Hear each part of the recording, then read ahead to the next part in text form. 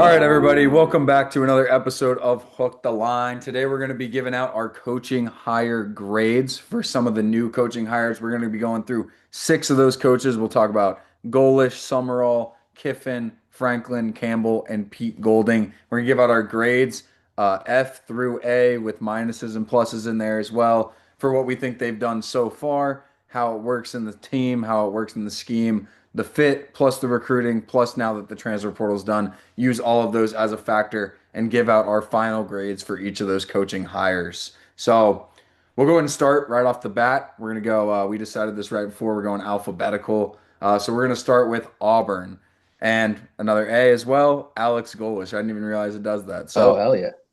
we're going to start with Alex Golish, hire for Auburn from USF. Obviously, so far in the transfer portal, it's been a lot of USF guys. I see a lot of memes almost every day at this point of us just stealing USF and being the Auburn Bulls, some people call it, but some good transfer portal additions in there. Also, just relatively a decent hire for them. What are your thoughts? Yeah, I'll lead us off. I'm low-key a big fan of Golesh, and I know you said they're getting a lot of USF guys, but I think that's a good thing. Like we saw, he's not Signetti, but Signetti brought a lot of JMU guys, and look how that turned out. Like it's continuity within the coaching staff and familiarity with the system is kind of a plus in my opinion. Um, I know you were actually a huge fan of Byron Brown when we were talking throughout the season, and I think being able to retain him, especially because Golesh is an offensive guy, is a huge advantage. Um, Golesh was working under Josh Heupel, so it's like he's got a weird little offense, but as if you work within the same parameters of the offense over time throughout your college career, I feel like that's what you want. And Byron Brown has been with Golesh for his entire starting career, so that's huge. Um, I think this is a great move for Auburn. I think they kept retained the interim head coach as the DC, right? Yeah, What's his DJ name? Durkin is still DJ Durkin. That's huge too, because I mean, often Auburn had pretty good defense last year. I think they ran a lot of good stuff and held some good teams to low point totals. So I think the combination of both Golesh and retaining the defensive mind there is a really good plan to attack the season. So um, what we'll see. It, it, I think the floor for this team, especially with Golesh, because you're going to get a lot of points. It's kind of like Tennessee, where Mhm. if they can outscore the opponent, they'll win the game. And maybe you can get a little bit help from your DC, and it's a nice, perfect complement to each other. But I think this team could be back in a bowl game next year. Honestly, they get a lot of. You might know the schedule better than I do, but I think they get a lot of good games, at least at home, right? I think the Iron Bowl's on the road, but other than that, I think they get a few Mhm. good matchups. So overall, if I were to grade it, I'm gonna go B plus. B plus. I like B plus for Golesh and the Tigers. I think it'll be an interesting year to start out in the SEC. Obviously, jumping from USF, but I think he's ready for it. He's shown that he's can turn around a program like that. I mean, like USF was Mhm. terrible before he got there, and look what he turned that into. Was able to win against Florida last year, right? So yeah, I'll go stick to B plus. I like this hire. I'm curious to see where your head's at as a homer. Yeah, this is a homer pick, and I'm glad you brought up the point of how he did it USF, because USF, I think a lot of people look at the season USF had and say, they didn't go undefeated and with their like easier schedule and stuff, but where USF was at when he took over was in a very bad place, and he brought them up to for a while there they were competing for the G5 spot. They did beat Florida, like you said. Right. Um, Obviously Miami worked them, but we saw how good Miami ended up being in the end. So I think it's also a good sign, just other going on the flip side, not just on the field, but off the field, that players want to go and play for him, that his players from USF want to follow the coach. Because I think you don't always see that. You sometimes you see guys take a job at a big school and then their players kind of scatter to the wind Yeah. and go all over the place. I think it's a really good sign when it shows that players are willing to come to a bigger school and to sit behind maybe guys or maybe not be the first option and be like, I really want to play for this coach. I really want to play for Alex Golish. And like you said, getting Byron Brown, I'm ecstatic about. I think Yeah. he was one of the best, if not the best quarterback out there in the transfer portal. There's some that you could argue. And I'm just going to read off a quick stat that blows my mind. Uh-oh. I didn't even Uh-oh. know. So I've got a list here because Byron Brown became only the 12th quarterback ever last year in all of FBS history to rush for 1,000 yards and throw for 3,000 yards. Now there's only 11 other players that do that, and we'll take out 2007 down Dan LaFleur, whatever at Central Michigan, and then um, NIU with their system did it twice, 2011, 2012. Now I'm going to read out to you these other names, and then Byron Brown is added onto this. All right. Vince Young, Colin Kaepernick, Johnny Manziel, Deshaun Watson, Lamar Jackson did it twice. How good was that guy? Jesus. Yeah. Kyler Murray, Jalen Hurts, Jaden Daniels, and now Byron Brown. Wow.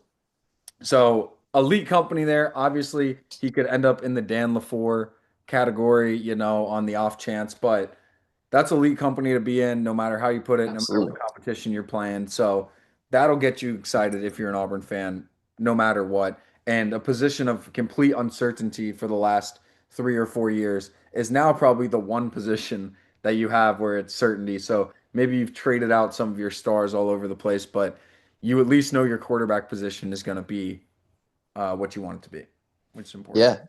And those two latter names you mentioned were also like as the transfer portal got more popular, Hurts and Daniels were transfers, and they did nothing but elevate their game and elevated the teams that they joined. So hey, I mean, if proof is in the pudding right there, I'm happy for Auburn, happy for you, man. Good to see your team making the right steps back towards success. We'll take any wins, even if they're not even on the field right now. So. Yeah, I'm excited to see how the product turns out next year. Yeah, and I'm Um, glad they cleaned house because I mean they had so much talent this last year. I mean, we saw the class that yeah, Freeze brought in, and that proved right away that like it's a culture thing. Yeah, all the talent in the world can it won us 5 games. So you know what, clean house. Do what you need to do. I trust in Golish. I think he's got a good mindset. I'm glad that he's not begging players to stay and overpaying for guys.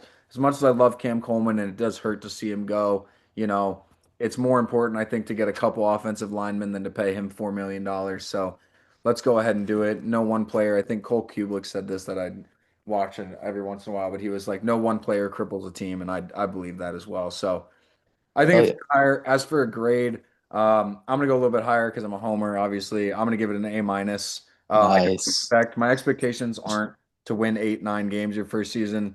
I'd probably go around what you said with a bowl game would be satisfactory for me, but Yeah, I'm trusting in the process. yeah. I because you have at least knock on wood, it's 3 wins right there, right? Your non-conference schedule's not bad next You year. got you got DJ Lagway against Byron Brown in Atlanta to start off Oh the year with shoot, play with Baylor Baylor. with Baylor, Nice. which is going to be interesting. Really That's a good fun. one actually. Yeah, And but then then you got what Samford on there. yeah, you got Southern Miss. I mean, you got games you should win. You probably got 4 games that you should win. Then you got to win Right. SEC ones. You All get right. Penn Yeah. on the road, you get Georgia on the road. But other than that, you can make something happen. I Especially, think 7 wins is a win, and oh yeah, he's done that. He did that in the first year with USF, so why not continue the trend? yeah. So I agree. B plus for you there, A minus for me. We'll go ahead and move on to another SEC coach, a guy that was highly sought after for a lot of teams. Auburn was even in the running for this guy for a little bit. LSU was in the running. It's going to be John Summerall at Florida. I think Florida fans are really happy with the hire from what I've seen. John Summerall is absolute psychopath. Did good things with Tulane this last year as well. They played in that championship game, obviously, and they were right there in the playoffs as well. They were able to get that G5 spot. So you can't ask much more from a team like Tulane than to make it to the playoffs, win their conference championship. They did everything they needed to do. Guys really good on the recruiting end of things. So this is an interesting one. What are your thoughts? Yeah. So I know Summerall is like a more of a defensive bind. So I'm sure he's going to be able to put together a solid defense at Florida because they get some nice recruits out of the state. I don't know who he hired as his offensive guy. I'm sure he picked a good one because Florida as a program is a really sought after job, regardless of where you are on the staff. Um, but I think if I don't know if I had this kind of debate in my mind with Florida and maybe a little bit of Penn State. Like I feel like they could have done a little bit better just in terms of maybe stealing somebody with more of a pedigree at a bigger school. But that's kind of just me being nitpicky because Summerall and Matt Campbell have good college experience in winning and building a program. So I think it's a good one. If I were to grade it, I'd give it a B. I don't know. That's just probably me being um, nitpicky, but I like what he was able to do with less at Tulane. They obviously made the CFP, which is a huge accomplishment. And I'm excited to see what he does with that defense. That should be bringing that daunting defense back to the swamp. Hmm. Should get them back into contention. It might take them a little bit because I'm pretty sure. I don't know how they really did in the portal. I know they got Philo from Georgia Tech, the And yeah, they got quarterback. Singleton from Auburn as well. Yeah, that's right, Receiver. receiver. I'm curious how the offense looks because that's not Summerall's forte, and that really kind of was their down point last year. So that's kind of my biggest question mark for them. So if I were to grade it, I'd probably give it a B, just a B flat. Hmm. Not a bad hire at all whatsoever. But it didn't really knock me out of the park. Um, yeah, it's tough to take that job. I don't know how many people um, were in the running for that. I know they probably wanted Lane or somebody like that, but they had to compete with the LSU job as well, which we'll talk about. So just a B for me. Hmm. But hey, you could totally prove me wrong, and I could look like a clown. Yeah, I know. I mean, I think B is totally fair when you hear some of the other names that are on this list. I mean, this is going to be a strict list in terms of Yeah, you got the biggest names that we're going to be talking through on here. So, the offensive coordinator hire, I actually really like. I just looked it up actually, so I'm not claiming to know this prior. But it is Buster Faulkner, who was the offensive coordinator for Georgia Tech. He was also with Georgia for some of the national championships, which is got it, why Aaron Philo went from Georgia Tech to Florida. So he's going to be coaching with that. got it. And Georgia Tech had a pretty good offense last year. So Yeah, he should be able to bring that in. So to your point, maybe that helps with some of the offensive stuff. But there's also been a lot of similarities drawn between Napier and Summerall when you look at when they hired. I see it all the time on the internet. I'm pretty sure Napier and Summerall had the exact same G5 record, pretty much what? from the exact same state, so recruiting pipeline, Yeah, just a lot of things that were very similar. So I think Florida fans are scared that they've done a recycle here and hired Billy Napier 2.0. But I do think Summerall's a good coach. I think Florida obviously really wanted Lane, and part of me wonders if that plays into the mindset of some of the staff as well. Because it's like if I'm John Summerall and I'm playing second fiddle to Lane Kiffin the whole time, is my heart really in it all that much? And is he really bought in, or is this a guy that's going to be there for 2 to 3 years and then we'll see somebody else come in and take his spot? But overall, as a hire, I kind of agree with you. It's kind of middle of the pack. Florida's obviously a coveted position, but the expectations are going to be high. They're going to want, especially after the disappointment with DJ Lagway and what their expectations were, they're going to want to have an 8 to 9 win season. I think, and so that's going to be something that's going to be hard to deliver coming from the G5 straight into the SEC with the talent that Florida and their transfer portal class is sitting around 26 and 27. So they're not doing insanely well compared to some of the other schools and transfer portals. Obviously, Eric Singleton was big, but that's their only 4-star transfer that they got in. And I mean, we've shown stars don't really mean anything. I mean, Indiana proved that this year. So they could be whatever it's going to be, but just looking on it on paper before we see any on-field production, I'll go with B plus because of the offensive coordinator hire. I think that's a really good hire there, but overall, it's going to be fringing somewhere around a B. Yeah, yeah, he's going to recruit dogs on the defense and get them playing physical and aggressive, which should play to their factor. The offensive coordinator. That's a good. I mean, glad you brought that up because Haynes King did do special things in that system. I'm curious how Philo fits in. He's a younger guy. I know he played them what like a little bit last year. Um, but yeah, just to be, I think he kind of gets a little bit overshadowed by probably one of the next guys we'll talk about here. Yeah, and we'll go ahead and hop into the next guy with that being said, and that's going to be Lane Kiffin. So obviously that brings the grade down because Lane Kiffin is a home run hire for LSU. It's who they wanted. They opened the checkbook.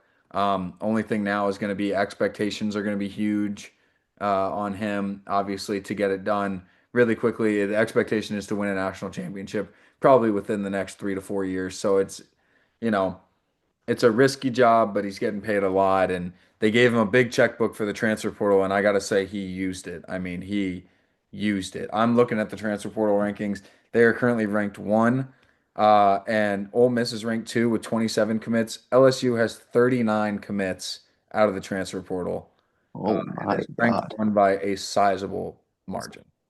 Good Lord. Yeah. Um, yeah, this was probably, I mean, he's been in everybody's mouths for a while now, but this is probably my favorite hire, um, especially for LSU. I think this is a really good get for them, especially since they've really they've been good. They just haven't gotten to the level that they want to be, um, with Brian Kelly. But yeah, this guy is just an offensive mastermind. He's a really good um, mind and offensive structure. Like we've seen him do good things with Jackson Dart. Obviously, Trinidad Chambliss was able to get to a semifinal in that system. So now he goes out and gets Sam Levitt, who is my favorite quarterback in the transfer portal. I think he's just kind of got it all in terms of his arm and his processing skills, and he even got a little bit of athleticism to him.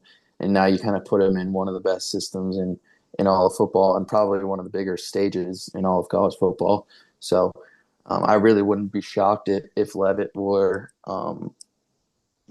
a top pick in the NFL draft come next year when we're talking again. So um, yeah, this is an A for me. This is an A for LSU.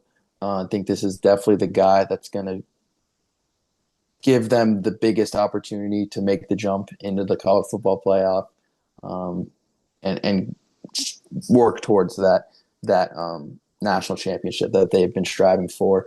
Um,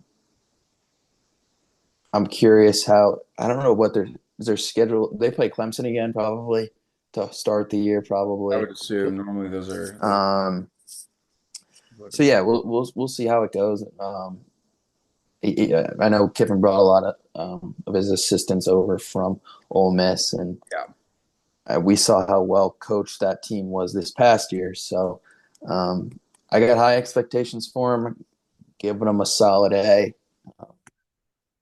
Yeah, really good win-win for both the coach and the school. Yeah, I agree. I mean, if you're LSU, if you're an LSU fan, you're feeling on top of the world with this because the talent that you're getting and what the Ole Miss team did this year, I think also, you look at that, the fact that they were able to get to a national championship and credit to Pete Golding. I'm not taking anything away from him, but also the team that Lane Kiffin had built there. Um, and having Trinidad like that quarterback pick, Ole Miss always seems to have a really good quarterback pick. So I'm trusting, his Sam Yeah, Levitt pick. You obviously like Sam Levitt, and I have a lot of faith in Lane Kiffin's decision making when it comes to the quarterback position.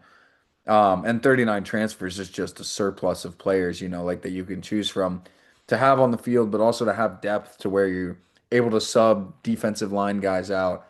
You're able to rotate offensive line guys. I mean, this is going to be a deep team that can make a deep run barring even if they have injuries, I mean, they can make a deep run. Then you go out and you get receivers. I mean, Eugene Wilson from Florida is a huge receiver. That was a huge get. There's another guy from Old Dominion that was really good as well. But you're basically getting top guys at every position. So now you just got to make it all work. And Lane Kiffin's one of the coaches that tends to make it work. Something interesting that I found is I just looked at LSU's schedule. They do play Clemson. That'll be at home. What a start to the year. And then after Louisiana Tech, they go at Ole Miss on September 19th, which is gonna be Wow, that'll be fun. I'll be tuning into that one because I can, we probably can't say on here a lot of the things that will be said at that game. So it'll be that'll very be interesting. yeah. So but overall, great hire quarterback. They also got a huge edge guy, I think one of the top players in the portal. So the defense is going to be really good. The offense is going to be really good. LSU will be scary, and I don't think Sam Levitt is a Garrett Nussmeier 2.0. So, you know, Yeah. With all things said, the SEC is going to be a dogfight. Like, you got them, Texas, um, you oh, yeah, know, I mean, Texas A&M played well, Alabama, Auburn and Florida have new coaches. You don't know what they're going to look like. yeah, Georgia will always be. Oklahoma's, yeah, Georgia. I didn't say Georgia. Georgia always. I mean, Oklahoma is probably in the mix, right? So, going to be a dogfight. I mean, like it was this year, probably going to get a few of those teams in the playoff. But good offseason for that conference for sure. Yeah, I mean, I think these last couple years with, the SEC having a drop off and the Big Ten kind of winning these last three national championships and taking over, I think the SEC has really decided to open their checkbooks here, and you've seen that with the amount of money that they're spending on players. And I saw that there's a couple schools that have started their own phone plan to support the NIL. You can, if you go to the school and you join the phone plan, all that money goes to NIL. So there's multiple things like that now. Wow. There's restaurants that you buy at, it goes to NIL. The things that are happening around the landscape of college football to try to get money to pay some of these guys is absolutely insane. And I mean, that is news to me. That is insane. Yet I mean, slightly it's genius. unreal. So it'll be really funny. A plus higher for me if I'm going to give it a grade. I think that's the best one we'll probably talk about in It's here. getting the plus. All right, that's fair. That's fair. I mean, I think it is. There's no argument to give me the plus. That's just me not wanting to. Right, like if Bama were to rehire Nick Saban, that's an A plus. I don't want to be like that, but yes, Yeah, I agree with you. yeah. I think given the list we got here, I'm going A plus. I just think I got full confidence in what Lane Kiffin can do, and we'll Fair see. enough. We'll see how they are next year. But we'll move straight from that into let's go. Let's just finish out the SEC. Last one we're going to talk about the SEC. The man who took over after Lane Kiffin left. We got Pete Golding stepped in, not as interim, but as head coach. So he's going to be retained for next year. And he's actually done a good job, a really good job. I think a lot of people were skeptical. And obviously, he took that Ole Miss team in the playoffs. They had a great run throughout that. Really surprised a lot of people, I think. But also in the portal, they're sitting at number two in the portal. He's done a great job getting guys in while also, I think the fear for Ole Miss is we're going to lose all of our staff, all of our guys. And I think he's done a good job keeping a foundation together there to where Ole Miss is still going to be pretty competitive next year. So I like what he's done so far. What are your thoughts? Yeah, poor old Miss got screwed by Mr. Kiffin, but I honestly love internal hires. I think that they're familiar with the school, familiar with the program, and it should be, um, they shouldn't drop off too much. I mean, obviously, it's hard to get back to the point where they were this year, but um, a lot of question marks are going to be brought up because now you have no idea what it looks like. At least from an offensive perspective, I don't know. I don't have details on who's on staff offensively, but they brought in Deuce Knight, your boy, right? So you're bringing in a little bit of talent on that side. Um, but Golden was the DC, right? I'm pretty sure. Yes. Yeah. Yeah. So defense looks the same. I know I don't know who else they brought in from the portal side on defense, but um, I think it's a good one. Like I said, they got screwed over a little bit in terms of if they wanted to go out and get an outside hire. Their pool of coaches was kind of narrowed down because they were still playing football in 2025. Um, so this is probably the best they're going to do, and I don't think it's like a bad thing, right? So um, given the circumstances they were given, it's hard to give them less than a B minus, right? I don't know. I feel bad giving them a grade because that's the best they could have really done. Yeah. I'll say say B minus B somewhere in between there. Like if you were to get like an 83 on a test, you're like, all right, that's fine. We'll take that. We'll just move on. I Um, definitely take that. yeah, exactly. So like, that's what I'll say. Curious to see what it looks like. A lot of new faces, so it might look surprisingly good. It might look surprisingly bad. Who knows? That's kind of one of those teams that's gotta just we'll see. Yeah, I mean, there's a lot of change going on, and that normally leads to a little bit of dip in there, especially from the expectation. They just made it to national championship semifinal, and now you got to find a way to compete with that.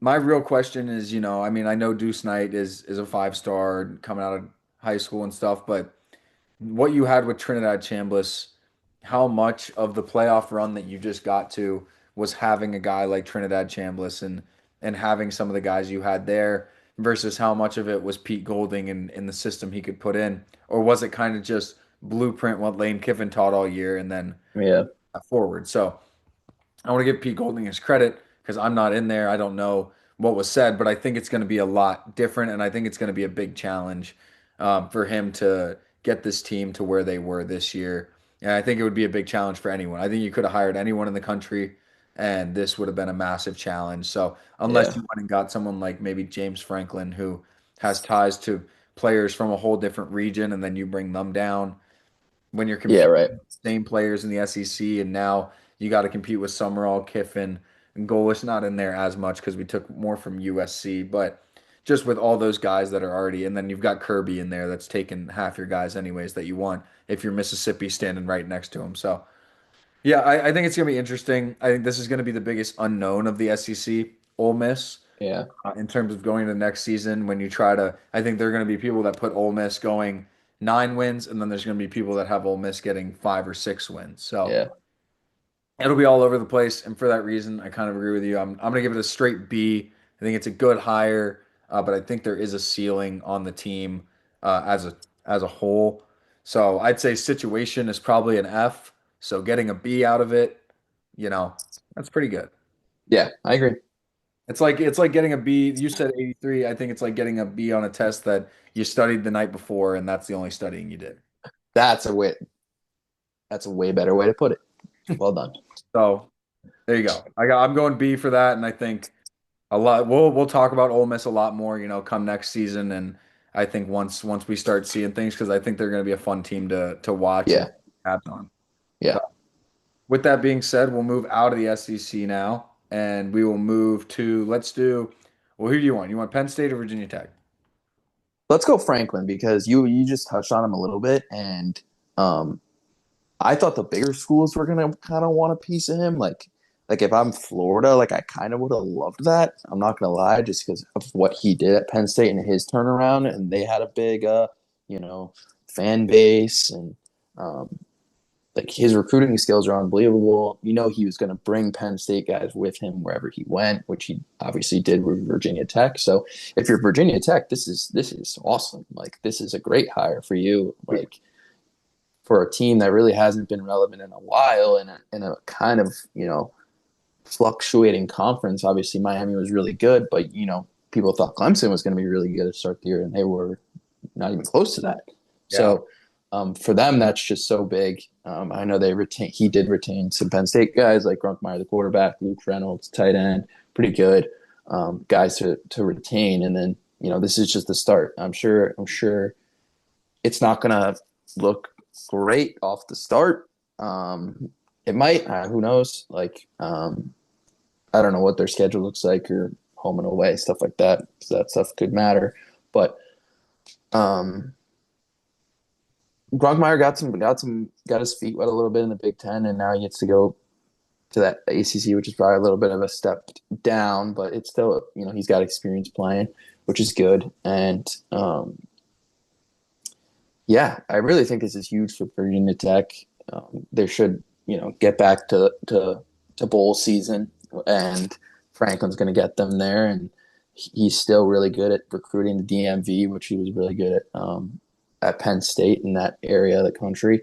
Um, so we'll see how that looks. Maybe 3, 4 years down the line, they're winning the ACC and they're in the playoff. Who knows? Because he brought Penn State all the way up to #1 in the country in preseason, and obviously things didn't go the way they wanted to. But if he's able to do that for Virginia Tech, then wow, like that could be the best hire in this class of new head coaches. So who knows? But for in terms of the lens of looking at it as at Virginia Tech, this is absolutely like I'll say A-, 90, 91, 92. Like this is fire.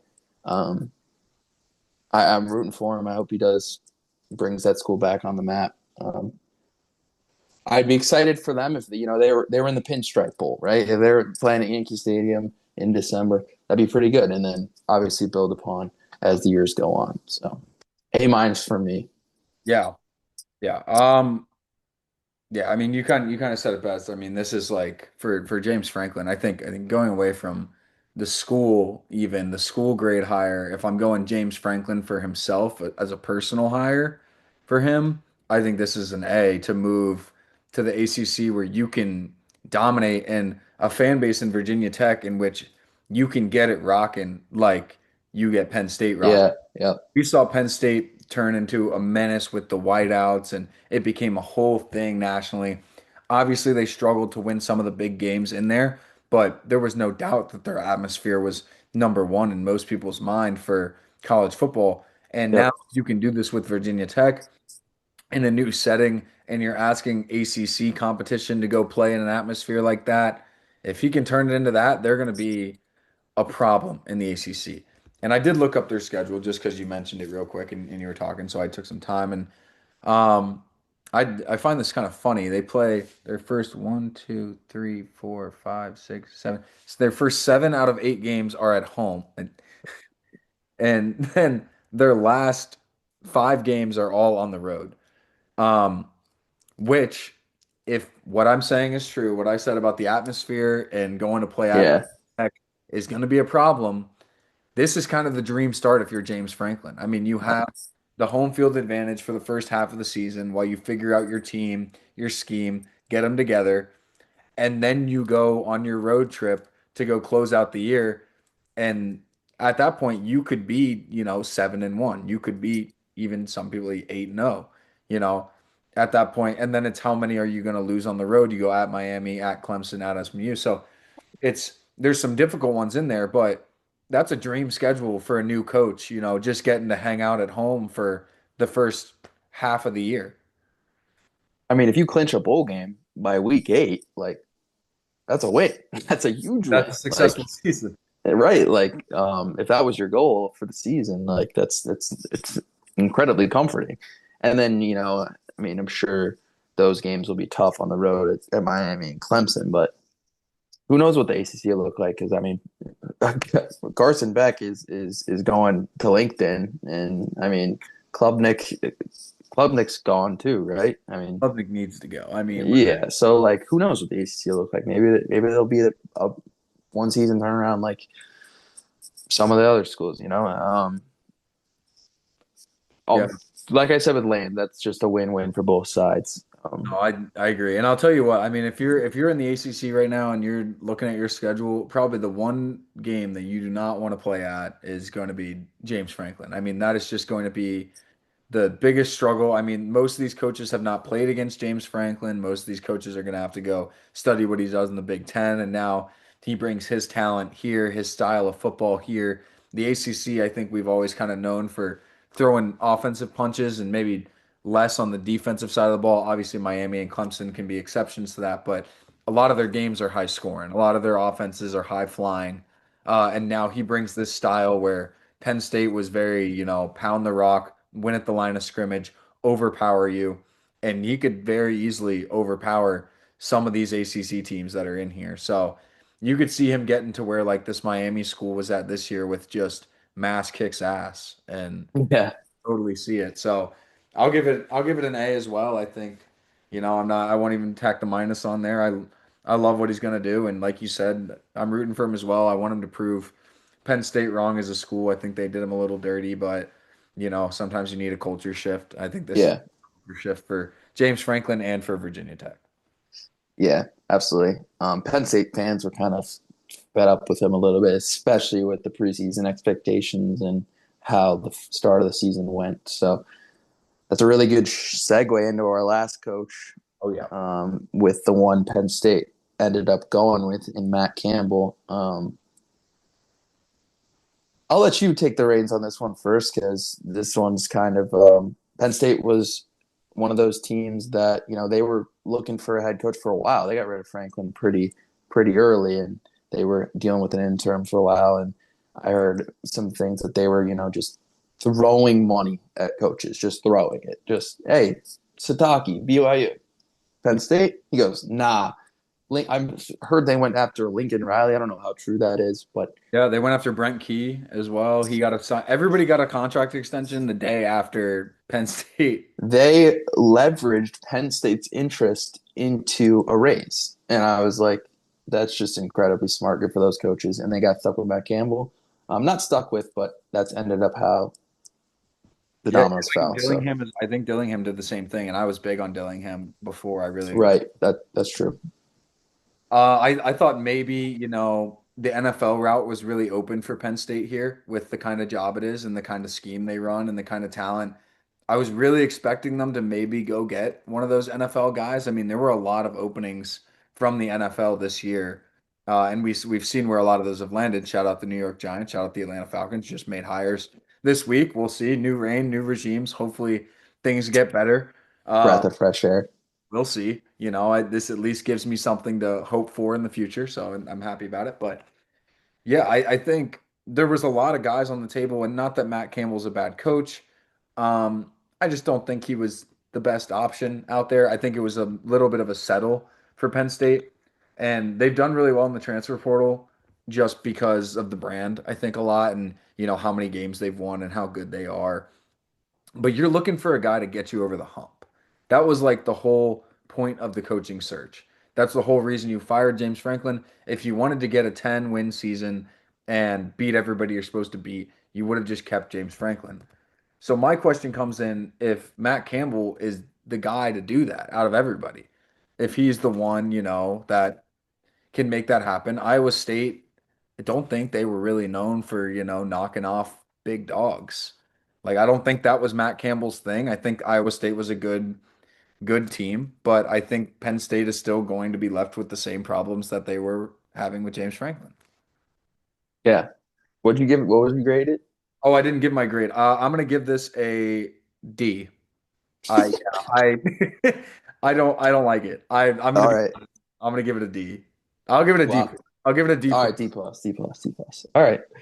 so that we didn't just completely bomb the exam. That's hilarious. No, to be honest, good points as well. And it's funny that you mentioned the NFL route because that like as it was all unfolding, I thought even as a Giants fan, like Brian Dable would be like a kind of a home run hire if you're Penn State. Like that guy is an offensive mastermind. I still can't really believe the Giants fired him, but I get it just because we weren't winning and haven't been winning.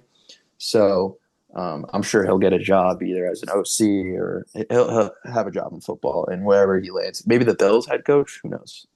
But Yeah. whatever. I'm getting off segment.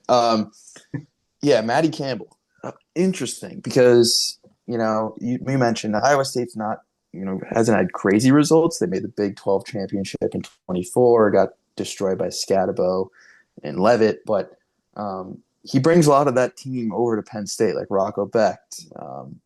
He's all right. Like, hasn't really been able to do much. Like, they'll get you, 7, 8 wins. But, is it an upgrade over Franklin? Like, is he going to take you over the edge? I don't know. I don't think I'm definitely not expecting a ton of fireworks here in year one. However, I will say this is the one schedule that I know is actually fairly easy. Not easy, but favorable.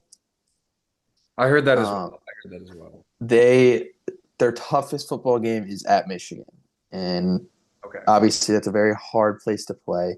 But if you look at the rest of their schedule, it is extremely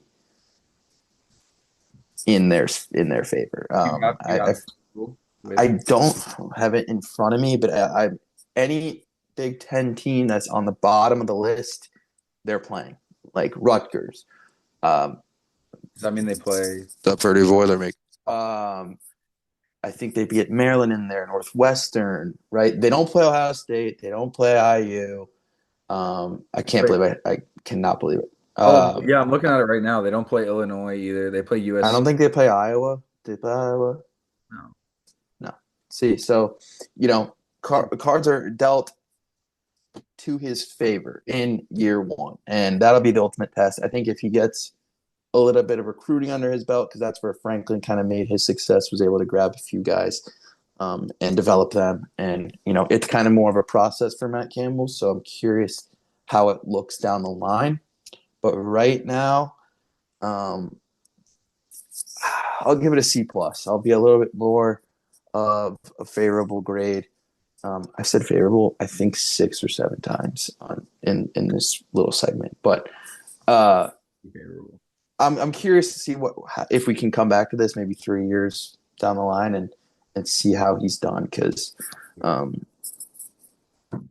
I think that Penn's like Florida. This was a job that was I would have thought was more sought after, and there would have been a bigger name in that office today.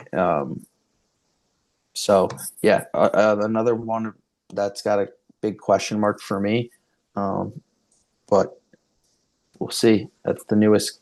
I think that's the newest coach in the Big Ten, obviously besides Whittingham and Michigan, who we can touch on a little bit, but that's kind of just a crazy situation that happened to them, and um, you know, it seems like Michigan is old. Not to like sidetrack or anything. It seems like Michigan is always in the news with some scandalous shit. Oh my God. Yeah. I don't Pardon know. my part of my language, but those guys are just scandals. Like the sign stealing, and now we have their head coach like threatening to kill people, dude. What are we? I think he's still locked up in a cell I mean, somewhere. as he should be, as he should be. Like, what?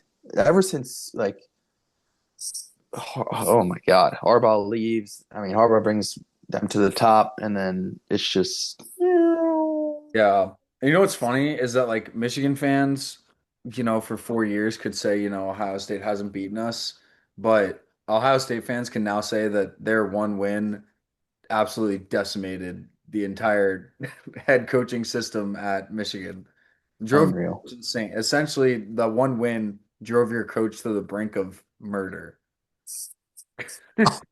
Yeah, when you put it like that, it's just even more insane.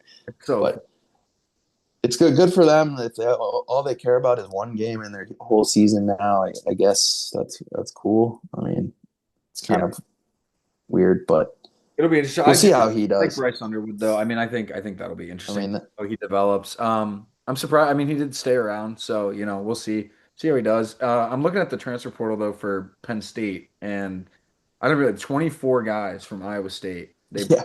Which is a lot. Like I don't even think Auburn brought over that many from USF. I think this is might be the most of And anybody. correct me if I'm wrong. A lot of them are like young. Like I don't think a lot of them played Yeah, I can't for see Iowa all of their State. years, but um, I know Rocco Becht obviously has a bunch of starts. The tight end, I forget his name. He was pretty decent. Had a lot of catches last year, but in terms of the offensive line and some of the other positions, they were a lot of like guys that were developing and still haven't really got to see the field. So Penn oh, State's going to look a little different. that you're talking about Brahmer, Benjamin Brahmer. Yeah, yeah. Yeah. And then for running back, they brought in James Peoples from Oh yeah, that's true too. Yep. he was a backup, but he's really good. I mean, Yeah, he is good. so Um, yeah, I mean, I think my grade comes purely from the opportunity that you had in front of you. I feel like they didn't take it. Not as much, what's going to come out of it, but I think you had a chance to really get yourself there. I mean, I think you made a ballsy move in firing Franklin midseason, and then you didn't really make a ballsy move in your hire. You kind of had to like respond to the move you made with the firing with a better hiring. And I like James Franklin. I think we both speak very highly of James Franklin. So I think it's all in all a downgrade from James Franklin, which is why I will put it at a low grade because I don't think this guy is better than James Franklin. Yeah, and that's ultimately the question that everybody's asking is like, did you really upgrade? Like, or did you just kind of shoot yourself in the foot? Yeah, I mean, it'll be interesting. Rocco Beck, I wonder how he's going to do. But Yeah, really interesting situation there. But all in all, a lot of moving pieces in college football. Obviously, that's going to be the test. I feel like football in general is getting a lot less patient with the head coaching position, like role. I know we're right now, as it stands, there's a lot of NFL head coaching options on the table. I know you touched on that a little bit, but I'm curious to see how this, I guess, class of head coaches does, and how many succeed and how many fail, and maybe who does it the quickest or who's gone the quickest. Like, you never know. yeah, it'll be interesting to see that this is going off track a little bit, but for the Bills, if the Bills pull a Penn State where they fired a coach that couldn't get over the hump and then they hire someone and take a step back. I mean, those two seem comparable at the moment in the situations they're in. I was It surprised. does. And it's funny because the Bills owner is a donor to Penn State. Like he hit the hockey rink is named after Pagula, who is Funny. the Bills owner. Yeah, that whole situation with him being like, "Hey, it wasn't Bill." Like, why would you promote? How does whatever Brandon Bean deserve a promotion? And then he goes on in the presser and is like, "Hey, it wasn't his decision to draft Keon." Like, Well, fully just like throwing an active player under the bus, he was a team player. and then video coming out of him like salivating over him at the combine. Like, what are we doing? Like, that is just, I thought the Giants organization was a little bit of a laughing stock. What's going on over there is really bad. Yeah, they And really needed a Super Bowl this year because I've just, and that doesn't hurt my heart. Like, it drives me to the brink of tears for Josh Allen because that guy has done nothing but pour his soul into that city, into that football team, and they're just doing nothing for him. So I feel bad for him. we'll take him Maybe over in Atlanta. We'll take him if he wants. imagine he's just like, hey, get me out of here. Just demands a trade. Unreal. No, our QB situation is screwed up as it is. We can't even afford Josh Allen, so whatever. Yeah, no, yeah. That's a good way to put it. Well, it'll be fun to see how all these play out. We'll come back to this in a couple months, when we're getting closer to spring training, and then obviously when the season rolls around, we'll look back at this and maybe we'll be dead wrong, maybe we'll be dead right. We'll see. Probably will One be. of it. Probably will be. I said Ohio State was a national champion. I said, what else did I say? Oh yeah, Carson Beck sucks. Yeah, I'm kind of known for being wrong, but Okay, I said maybe I'll be right. we're fucking. That's what we do here at Hook the Line. If you want to hear more of this, feel free to If you want to hear more bad takes, feel free to put tune your in takes next down in time. the comments. We'll respond with stuff just as bad. So feel free. It'll be really interesting. Good state of college football right now. It's really interesting. So we'll be back next episode.